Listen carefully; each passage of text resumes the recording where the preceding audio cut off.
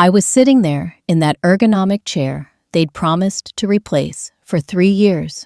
The one with the broken lumbar support I'd been staring at for 7 years, when Marcus slid the folder across his desk with that same rehearsed expression, half grimace, half smile, the face of someone who'd practiced delivering disappointment in the mirror. I knew what was inside before I even opened it. Rejection, number 14. 14 times. 14 times I'd been passed over for senior engineer, and I already knew who got it instead of me. Amanda. 10 months at the company. 10 months. The thing is, Natalie, Marcus said, leaning forward like we were co-conspirators instead of whatever we actually were. Q4 isn't our strongest quarter for leadership transitions. Budget constraints. You understand. But I've already put your name at the top of the list for spring promotions. I nodded like I believed him, like I hadn't heard almost those exact words 13 times before, like I hadn't trained every single person who'd been promoted above me since 2017. Then I did something that surprised even me. I started laughing, not polite chuckles, the kind of laugh that makes people uncomfortable, the kind that says, I've finally reached the end of my tolerance. Marcus's face did this weird thing. His customer service smile glitched like a buffer error. Something funny, yeah, I said, still laughing. Me, I'm the joke for believing you 14 times. So that's how it started. That's the moment I decided to stop playing their game entirely. I should probably introduce myself. I'm Natalie Reeves. I was 35 when this happened, working at a mid-sized software company called Vertex Digital Solutions. We built enterprise resource planning systems for manufacturing companies. Sounds boring, right? It was. But I was exceptional at making boring things work flawlessly. 7 years I'd been there. 7 years of being the person they called at 2 a.m. when production servers crashed. 7 years of being told I was invaluable, but apparently not invaluable enough to promote. The office smelled like recycled air and burnt coffee from the break room machine nobody ever cleaned. Open floor plan with standing desks that nobody stood at and motivational posters about teamwork that felt increasingly ironic. My desk was in the back corner. 3 monitors, a dying spider plant I kept forgetting to water, a coffee mug that said pseudo, make me coffee that my team had given me for my 5th anniversary, Post-it notes with deployment schedules and incident response procedures, the organized chaos of someone who actually kept the systems running while others took credit. Before I go deeper into this mess, please like this video, subscribe to the channel, and let me know in the comments if you've ever been in a situation where you felt completely invisible despite working harder than everyone around you. Because honestly, it helps to know I'm not alone in this. And trust me, this story goes places even I couldn't have predicted. So back to that office, that moment, I composed myself and told Marcus I understood, that I was a team player, that I appreciated his advocacy, all the corporate phrases I'd learned to say without meaning. Then I walked back to my desk, past Amanda, who was literally showing her new business cards to anyone who'd look, Senior Software Engineer, the title that should have been mine almost 4 years ago. Let me give you some context. Vertex Digital was founded by 2 guys who'd worked at one of those big tech consulting firms. They had this whole, we're different, we're a family thing going on.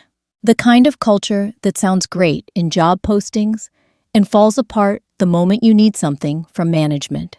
Marcus was employee number 8. I was employee 31, hired when they were still trying to prove themselves. Let me tell you about Marcus.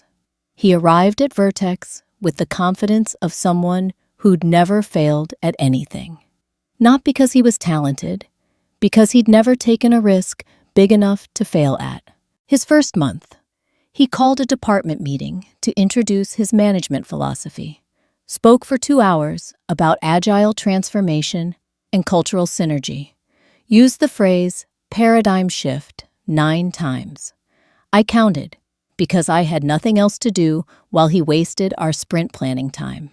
His idea of leadership was meetings, lots of meetings, meetings about meetings, stand-ups that lasted 90 minutes, retrospectives where nothing ever improved, one-on-ones where he'd ask how I was feeling and then spend the entire time talking about himself. He had a habit of presenting ideas in management meetings that I'd shared with him in private, word for word sometimes. When I pointed this out once, gently, he said he was just amplifying my ideas to the right audience, that I should be grateful for the exposure. He played favorites openly. Derek got the best projects because they played basketball together. Jenny got the flexible schedule because she'd been his classmate. New hires got opportunities that senior engineers had been requesting for years, and he always had an excuse. When I asked for the promotion the first time, he said I needed more experience. When I got the experience, he said I needed more certifications. When I got the certifications, he said I needed to improve my stakeholder relationships. When I improved those relationships, he said the budget wasn't right. When the budget improved, he said the timing wasn't ideal. 14 times, 14 different excuses, 14 ways of saying we don't value you enough to promote you, but we value you too much to let you leave. But I believed him every time because I wanted to believe that hard work mattered, that competence counted, that eventually someone would notice the cruelest part. He wasn't even malicious. He genuinely didn't understand why I was frustrated. To him, I was just a reliable resource, a machine that processed tickets and fixed problems, not a person with ambitions and a career arc. That's what made it hurt more. I wasn't even worth being intentionally screwed over. I was just invisible. I automated 60% of their deployment pipeline. I saved their biggest account, Titan Manufacturing, when our lead architect quit mid-implementation and left behind spaghetti code that nobody else could read. I routinely worked 65-hour weeks. I delivered every single time. And it wasn't just that they didn't promote me. They'd tell me why. Always something different. You need more system design experience. So I'd design systems. You need to demonstrate more leadership. So I'd mentor junior developers. You need more cloud certification. So I'd get certified in AWS and Azure. You need better stakeholder management skills. So I'd spend months building relationships with clients. And after I'd check each box, they'd move the goalposts again and again and again. Meanwhile, they promoted people around me. Derek, who caused 3 major outages in 6 months, but played basketball with Marcus every Tuesday. Jenny, who couldn't write a basic SQL query without my help, but was roommates with our VP of engineering in college. And now Amanda, whose main qualification seemed to be that she went to the same boot camp as our CTO's nephew. I used to wonder what was wrong with me. Was I not charismatic enough? Not political enough? Wrong demographic? Wrong communication style? I spent so much energy trying to crack the code, trying to figure out what secret formula would finally make them see my value. But sitting there that day, watching Amanda parade around with her new title, something just clicked. There was no code to crack. The system was just rigged. Not just against me, but against anyone who actually believed performance mattered. That night, I went home and cried, like ugly cried. The kind where you're sitting on your bathroom floor at 1 a.m. wondering if you've wasted 7 years of your life. My roommate found me there, asked what happened. I told her everything. The 14 rejections, the broken promises, the growing realization that I'd been auditioning for people who'd already decided not to cast me. She said something that stuck with me.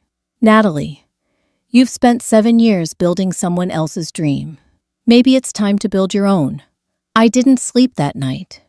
Instead, I did something I'd never had time for when I was working 65-hour weeks. I thought about what I actually wanted, about what I was actually worth, about all the clients who called me directly, because they trusted my judgment more than anyone else at Vertex, about the systems I'd built that nobody else understood, about the institutional knowledge locked in my head that would take years to replace. By sunrise, I had a plan. 2 weeks later, I submitted my resignation. No drama, no long explanation, just a standard 2 weeks notice and a transition document that was probably more detailed than their entire internal wiki.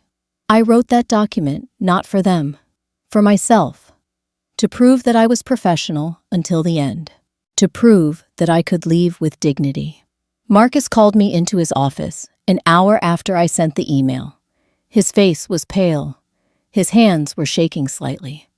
I'd never seen him lose composure before. "Natalie, what is this? Is this about the promotion? Because I can talk to the leadership team. I can escalate. I can make things happen." I looked at him. Really looked. This man, who'd promised me advancement 14 times, who'd watched me train my own supervisors, who'd called me invaluable while treating me like I was disposable, who'd presented my ideas as his own in leadership meetings, who'd given credit to people who played basketball with him while I worked weekends. "It's not about the promotion," I said. "It's about respect, and I've realized I'm never going to find it here." "We can discuss compensation," he said quickly. The desperation was starting to show. "Stock options, a signing bonus, a better title, whatever you need. Just tell me what you want." I shook my head. "I appreciate the offer, but I'm not interested." "Where are you going, competitor? We have non-competes. You know, legal will get involved." I smiled, the kind of smile that comes from having finally found clarity. "I'm going somewhere that values what I bring to the table. And don't worry about the non-compete. I had a lawyer review it when I signed. It's not enforceable in this state. Your HR team made a mistake in the language. Several mistakes. Actually." His face went pale. The same face he made when production went down, and he realized he didn't know how to fix it. The same face he made when clients called with problems he couldn't understand. The next 2 weeks were surreal. People who'd barely acknowledged my existence suddenly wanted to have coffee, to pick my brain about systems I'd built, to extract as much knowledge as possible. Before I walked out the door, Derek invited me to basketball. First time in 7 years. Jenny wanted to have lunch 3 times in 1 week. Even Amanda, the newly promoted senior engineer, stopped by my desk to ask questions about code I'd written. I was polite, but guarded. I'd already given this company 7 years. I wasn't going to give them any more. On my last day, the team threw a small party. Cake and awkward speeches. Marcus said something about how much I'd contributed, how I'd always be part of the Vertex family, how his door was always open if I wanted to come back. I nodded and smiled and said nothing. At 5 p.m., I packed my spider plant in my coffee mug. I took one last look at my desk, at the stain on the ceiling I'd memorized over 7 years, at the monitors where I'd solved 1,000 problems, at the chair with the broken lumbar support that they'd never replaced, Then I walked out without looking back. I'd saved enough money to survive 6 months without income. 6 months to figure out what came next. What came next was Clarity Systems. It started small, just me, a laptop, and a home office that was really just my bedroom with a desk crammed into the corner. The first week was terrifying. I woke up every morning at 6 out of habit, then remembered I had nowhere to go. No tickets to process, no deployments to monitor, no one expecting me to solve their problems. The silence was deafening. I spent the first few days just thinking, processing, trying to figure out who I was outside of Vertex. Then I got to work. I reached out to my network, former colleagues who'd left Vertex, vendors I'd worked with over the years, conference contacts I'd collected, but never followed up on. Anyone who might need someone who actually knew how to make enterprise software work. The responses were slow at first. A lot of, "Let me think about it." A lot of, "Not right now, but maybe later's." I started to doubt myself. Started to wonder if I'd made a terrible mistake. Started to count the months until my savings ran out. Then the first client came through. A referral from a former colleague, a mid-sized manufacturer whose ERP implementation had gone sideways. Their vendor had abandoned them mid-project. They were desperate. Their production systems were failing. Their inventory tracking was a mess. They were losing thousands of dollars a day. I fixed their system in 3 weeks. Work that their previous team had estimated would take 4 months. They paid me more for those 3 weeks than Vertex had paid me in 3 months. Word spread. The manufacturer told another company. That company told 2 more. My phone started ringing. Within 2 months, I had 4 clients. Within 6 months, I had to hire my first employee. A former colleague from Vertex who'd reached out to say she was miserable. I offered her a position before she finished her sentence. Within a year, I was turning down work because I couldn't handle the volume. I rented office space, a converted loft in a tech-friendly neighborhood, exposed brick walls, big windows, the kind of space I'd always wanted but never had at Vertex. I bought new chairs, ergonomic ones, with working lumbar support. I made that a priority because I remembered what it felt like to spend 7 years in a broken chair that nobody cared enough to replace. I never wanted anyone on my team to feel that way. But let me back up, because while I was building Clarity Systems, something interesting was happening at Vertex. The first signs appeared within a week of my departure. The CI/CD pipeline I'd built started throwing errors. Not obvious errors, subtle ones that only manifested under specific conditions. The kind of errors that required deep knowledge of how the systems interconnected. Marcus called a senior developers meeting. Apparently it lasted 4 hours. Nobody could figure out the problem. They eventually escalated to the CTO, who discovered that some of my custom monitoring scripts were failing because they depended on a service account I'd created. An account that was tied to my corporate email. An account that had been automatically deactivated when I left. 3 weeks after I left, Titan Manufacturing called to complain about system performance. The deployment pipeline I'd built was failing regularly now. Nobody could figure out why, because nobody understood the custom scripts I'd written. The documentation I'd created was thorough, but it assumed a level of competence that apparently didn't exist after I left. I found this out through a former colleague. She messaged me on LinkedIn, half laughing, half horrified. "They're completely lost," she said. "They've hired 2 contractors just to figure out what you built. Neither of them can crack it." Part of me felt guilty. Maybe I should have documented things better. Maybe I should have made myself more replaceable. But then I remembered the 14 rejections. the broken promises, the way they treated me like a machine instead of a person, and the guilt faded. Marcus reached out 3 weeks later. Could I consult just temporarily? They'd pay my hourly rate, whatever I wanted. I quoted him 4 times my old hourly salary. He agreed without hesitation. That's when I knew how desperate they were. I spent 1 day at Vertex fixing the issue. 1 single day. 1 day of walking through halls where I'd spent 7 years.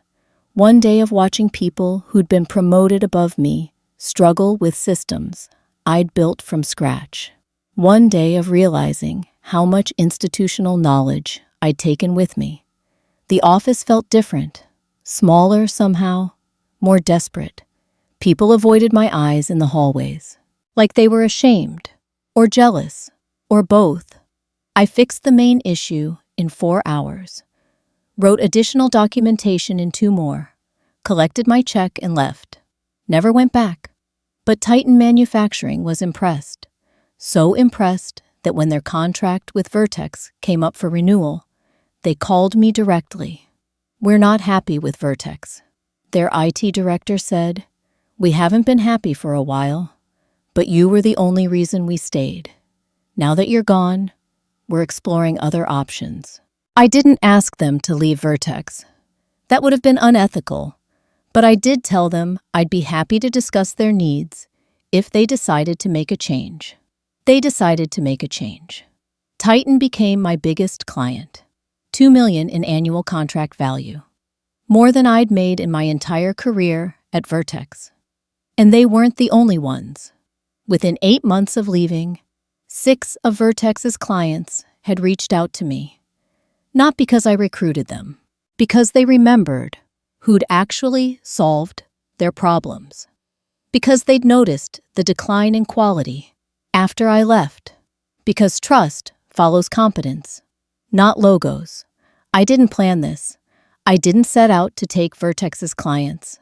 I just focused on doing excellent work, and the clients found me, one by one, company by company, until my calendar was full and my bank account was growing. Meanwhile, Vertex was struggling. Their NPS scores dropped 40% in 6 months. Implementation timelines slipped by an average of 3 weeks. 3 senior developers quit in 4 months. Then 2 more the following quarter. The exodus had begun. I heard about it through the grapevine. Former colleagues who'd message me on LinkedIn, industry contacts who'd ask what happened at Vertex, vendors who'd gossip about declining payments and delayed contracts.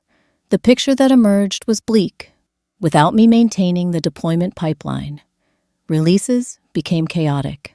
Without my documentation of the legacy systems, bug fixes took 3 times as long.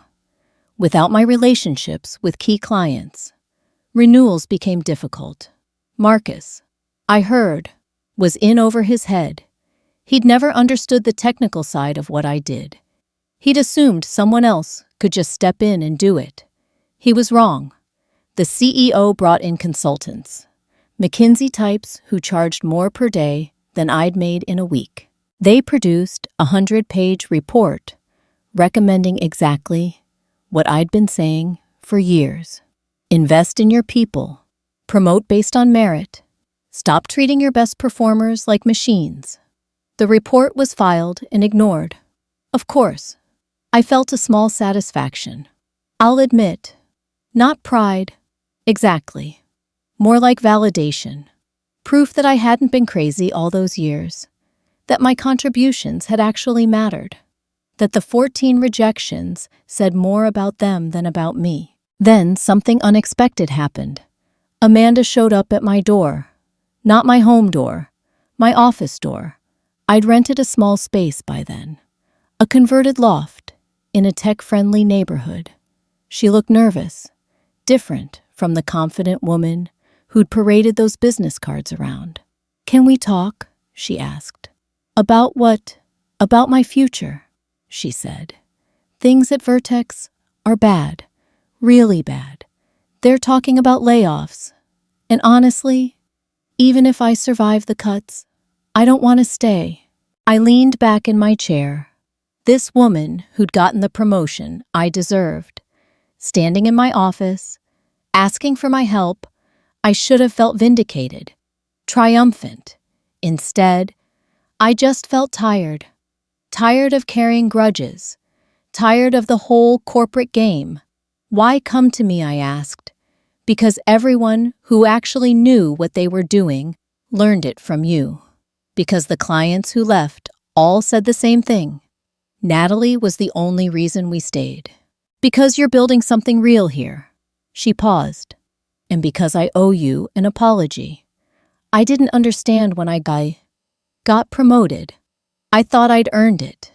It took me 6 months to realize I was just a convenient choice. Someone who wouldn't threaten Marcus. Someone who'd be grateful enough not to ask questions. I studied her face, looking for signs of manipulation. Was this some kind of corporate espionage? A trick to learn about my client list? But all I saw was exhaustion and something I recognized intimately. The desperate need to be valued for your actual work. Send me your resume, I said, finally, and we'll talk. 8 months to the day after I left Vertex, I got a call from a number I didn't recognize. I was in the middle of a client meeting. Almost let it go to voicemail. Something made me answer. When I picked up, a familiar voice came through. Natalie, it's Douglas. Douglas Chen, the CEO of Vertex Digital Solutions. The man who'd signed off on 14 rejections. The man who'd shaken my hand at company parties and told me I was the backbone of the organization. The man who'd let Marcus block my advancement for 7 years. Hello, Douglas. What can I do for you? We need to talk, he said, his voice strained, different from the confident executive I remembered. Things here are not good. We're struggling. The quarterly numbers are the worst they've been in 6 years. We've lost 9 clients since you left. 9 clients? I did the math in my head. That was nearly 40% of their enterprise base. The engineering team is falling apart. He continued. We've had 7 resignations in the last 4 months. The systems you built are failing. Nobody understands how they work. We're spending more on contractors trying to fix things than we spent on your salary. I waited, saying nothing. Let the silence do its work. We want you back. He finally said, we'll match whatever you're making now. Triple it even, VP of Engineering, equity stake, seat on the leadership team, whatever you want. I closed my eyes, taking in the moment. This right here was what I'd wanted to hear for so long. Validation, recognition, the admission that I had been right all along, that they'd made a mistake, that I was worth more than they'd ever been willing to admit. For 7 years, I'd fantasized about this call, about them finally understanding, about them begging me to come back, about me triumphantly accepting on my own terms. But now that it was actually happening, something had shifted. I thought about my office, the loft with the exposed brick and the big windows, the ergonomic chairs I'd bought for my team, the culture we'd built, the clients who trusted us. I thought about Amanda, who'd found her confidence again, about Kevin, who'd finally been given a chance to lead, about the 23 people who'd joined Clarity because they believed in what we were building. I thought about all the mornings I'd woken up excited to work, all the projects where I'd made the decisions, all the times I'd promoted someone based on merit, not politics. And I realized something important. My revenge fantasy had always ended with them begging me to come back and me triumphantly accepting on my terms, returning as the conquering hero, making them acknowledge everything they'd gotten wrong. But now that it was actually happening, I discovered I didn't want to go back. Not for any amount of money, not for any title, not for any validation they could offer, because I'd built something better, something that was mine, something that valued people for what they actually contributed. I appreciate the offer, I said, echoing words I'd never thought I'd have the privilege to say. But I'm not interested. We're desperate, he admitted, his voice cracking. Please, just come in for a meeting. Name your terms. Anything. I'm sorry, Douglas, I said, and I was surprised to find I actually meant it. But I've moved on, and you should too. After I hung up, I sat at my desk, my real desk, in my real office, with my company name on the door, Clarity Systems, and I cried. Not sad tears, not angry ones. Relief, release.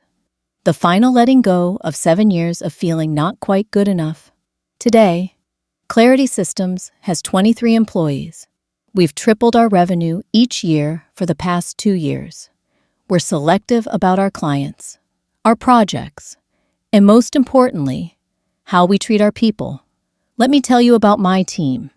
Amanda is now my Director of Technical Services, the woman who got the promotion I deserved, the woman whose business cards I used to watch with bitter envy. Turns out, when she's not trapped in a toxic hierarchy, she's actually brilliant.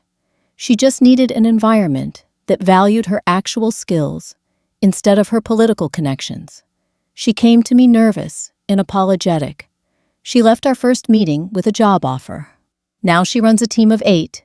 Her client satisfaction scores are the highest in the company. She's developed 3 proprietary methodologies that we've started licensing to other firms. She told me once that Vertex broke something in her, made her believe she'd only succeeded because of connections, made her doubt whether she had any actual talent. Working at Clarity helped her find that belief again. That's worth more than any revenue figure. Kevin handles our infrastructure practice. He was a junior developer at a competitor when I met him at a conference.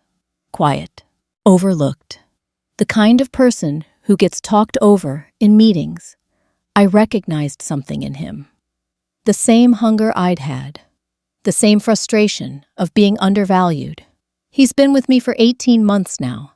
He's designed systems that have saved our clients millions. He speaks at conferences. He mentors 3 junior developers. Last month, he told me that Clarity was the first place where he felt like his ideas mattered. The first place where someone actually listened. That's what I'm building here. Not just a company, a place where people like us don't get overlooked. A place where competence counts more than connections.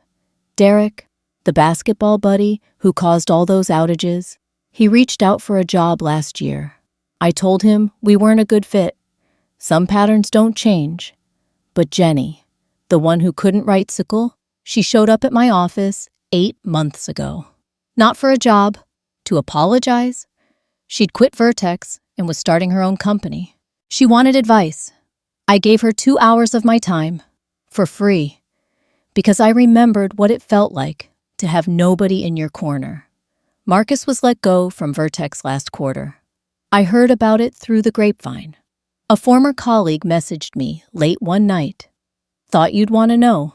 They finally did it. Apparently, the board lost patience after the 9th client departure. Apparently, his golf buddies and basketball connections couldn't save him anymore. Apparently, performance finally mattered. He messaged me on LinkedIn a few days later. A connection request with a note. Natalie, hope you're doing well. Would love to catch up sometime. Coffee. I accepted the connection, then blocked him. Petty maybe, but after 7 years and 14 rejections, I'm allowed some pettiness. I thought about responding, about telling him exactly what I thought of his leadership, about all the promises he'd broken, all the opportunities he'd denied me, All the times he'd presented my ideas as his own. But what would be the point, he'd never understand. People like Marcus never do.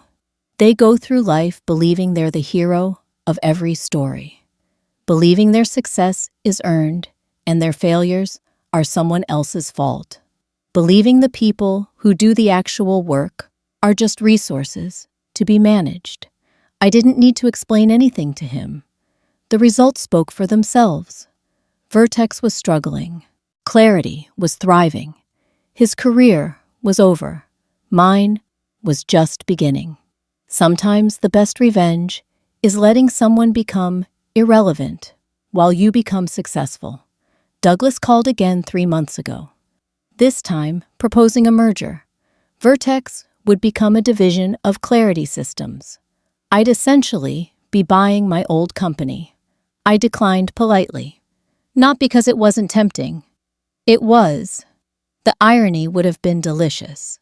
Imagine buying the company that rejected you 14 times. Imagine owning the desk where Marcus sat. Imagine walking into that building as the owner instead of the overlooked employee. Part of me wanted it.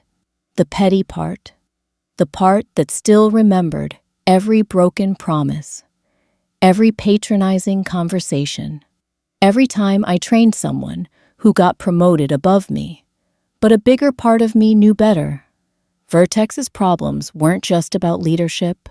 They were cultural, deep, systemic. The kind of problems that don't go away just because you change the name on the door. And more importantly, I didn't want to spend my energy fixing something broken. I wanted to keep building something new. So I said no. I think Douglas understood. He didn't push, just said thank you for your time, and hung up. I haven't heard from him since. The revenge wasn't in watching them struggle. It wasn't even in building something successful of my own. The real revenge was discovering that I never needed their validation in the first place. That I could value myself even when they didn't. That their 14 rejections weren't failures. They were redirections, pushing me toward where I was supposed to be all along. I think about those 14 times a lot. 14 meetings where I was told I wasn't quite ready. 14 moments of devastation that felt like the end of the world. 14 times I walked back to my desk, wondering what was wrong with me. But they weren't endings. They were the beginning of everything. If Vertex had promoted me on the first try, I'd still be there. Still working 65-hour weeks for someone else's dream. Still wondering if this was all there was. Still sitting in that broken chair. Instead, I have my own company, my own team, my own vision for what work should look like. We don't do annual reviews where we tell people they're not quite ready. We promote when people are ready. Not according to some arbitrary calendar. We don't promote based on who plays basketball with whom. We promote based on results. We don't make promises we don't intend to keep. We keep the promises we make. When someone on my team asks for a development opportunity, we find one. When someone needs flexible hours, we figure it out. When someone deserves a promotion, they get it. Simple things, basic things, things that Vertex never managed to do. Last month, I promoted 3 people. All 3 had earned it. All 3 got the news in the same meeting where they'd asked for consideration. No committees, no politics, no waiting for Q4 or spring or whenever the timing is right. Their faces reminded me of something. The way I used to feel when I still believed hard work would be rewarded. The hope that competence counted. I want to give that feeling to everyone who works for me. The feeling of being valued. The feeling of being seen. Because I remember what it feels like to be invisible. To be told you're not ready when you've been ready for years. To watch people with half your talent get opportunities you've earned. I never want anyone on my team to feel that way. So if you're sitting there right now, feeling overlooked, undervalued, or stuck in a place that doesn't recognize what you bring to the table, please hear me.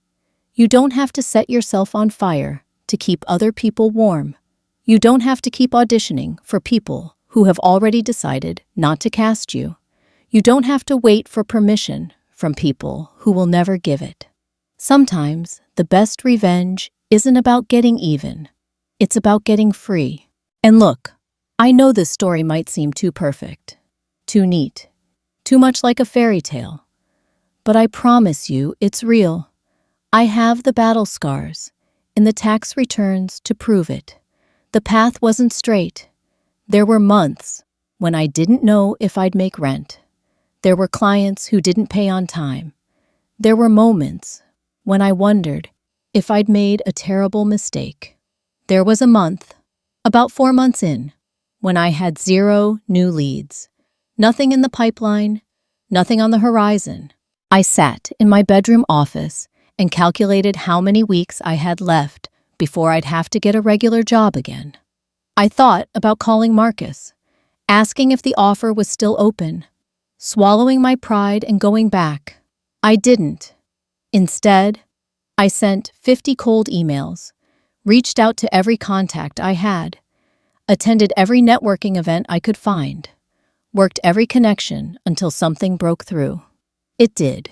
Eventually, there was a client who nearly destroyed everything. A startup that promised to pay on net 30 and then ghosted me for 4 months.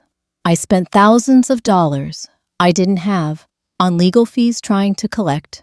I won eventually, but the stress nearly broke me. There were nights I couldn't sleep, nights I lay awake wondering if I'd ruined my career, nights when the imposter syndrome screamed so loud I couldn't hear anything else. But I kept going, because the alternative was going back to a place that had proven 14 times it didn't value what I offered. The alternative was sitting in that broken chair again. The alternative was waiting for a promotion that would never come. So I pushed through. And eventually, things started to work. If you connected with any part of this story, please hit that like button and subscribe to the channel. Drop a comment below if you've ever had to walk away from something to find your true worth. I read every comment, and your stories help me feel less alone in mine. Thanks for listening to me ramble for so long. Sometimes, I still can't believe how different my life is now compared to where I was 2 years ago. 2 years ago, I was sitting in a broken chair, waiting for a promotion that would never come, wondering what was wrong with me. Now I run a company. I employ 23 people. I have clients who trust me. I have a team that believes in what we're building.